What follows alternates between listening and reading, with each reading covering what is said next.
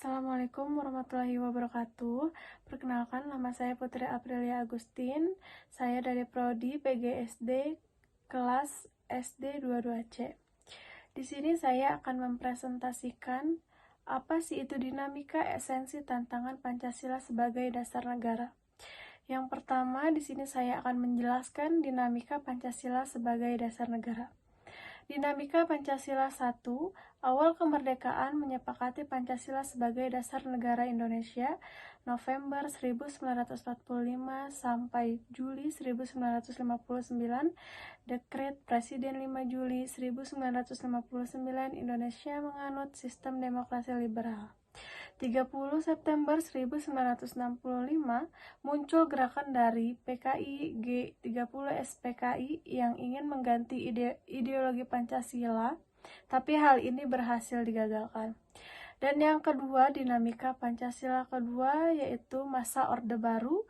Pancasila dijalankan dengan konsep P4 pada zaman Soeharto, tapi gagal karena Orde Baru menjalankan sistem liberalisme atau kapitalisme. Reformasi 1998, para akademisi dan pemerhati Pancasila terus mengembangkan gerakan untuk mengembalikan Pancasila sebagai dasar negara Indonesia.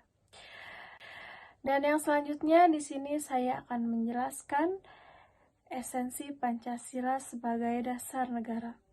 Yang pertama yaitu hubungan Pancasila dengan proklamasi. Hubungan Pancasila dan proklamasi 17 Agustus 1945 yaitu memberikan penjelasan, penegasan, dan pertanggungjawaban terhadap dilaksanakannya proklamasi pada 17 Agustus 1945. Dan yang kedua, hubungan Pancasila dengan pembukaan Undang-Undang Dasar 1945. Hubungan Pancasila dan pembukaan Undang-Undang Dasar 1945 bahwa pembukaan Undang-Undang Dasar 1945 memenuhi syarat unsur mutlak sebagai stats fundamental norm. Implikasinya semua peraturan perundang-undangan dimulai dari pasal-pasal dalam Undang-Undang Dasar 1945 sampai dengan peraturan daerah harus sesuai dengan pembukaan Undang-Undang Dasar 1945. Dan selanjutnya di sini saya akan menjelaskan tantangan Pancasila sebagai dasar negara.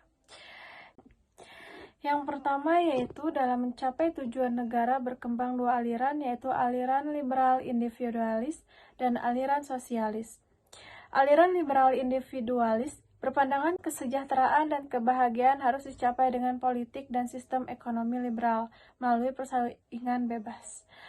Aliran sosialis atau kolektivis berpandangan kesejahteraan dan kebahagiaan manusia dapat diwujudkan melalui politik dan sistem ekonomi terpimpin atau totaliter. Dan slide selanjutnya yaitu tujuan negara Indonesia ada 5, yaitu yang pertama melindungi segenap bangsa, yang kedua melindungi segenap tumpah darah, yang ketiga memajukan kesejahteraan umum, yang keempat mencerdaskan kehidupan bangsa, dan yang kelima ikut serta melaksanakan ketertiban dunia. Untuk mencapai tujuan dan kesejahteraan bangsa Indonesia, Pancasila menghadapi berbagai macam tantangan.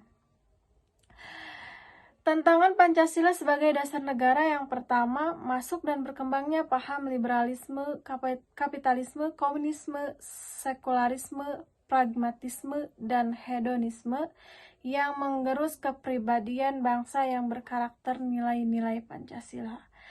Dan tantangan Pancasila sebagai dasar negara yang kedua yaitu munculnya kekerasan dan perilaku anarkisme yang bersumber dari SARA.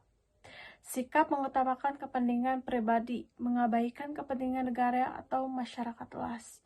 Konsekuensi Pancasila sebagai negara. Kebijakan umum dan politik hukum harus tetap menjaga keutuhan bangsa baik secara ideologis maupun secara teritorial. Didasarkan upaya membangun demokrasi, kedaulatan rakyat, dan demokrasi negara hukum sekaligus. Dan yang kedua yaitu ada konsekuensi Pancasila sebagai dasar negara.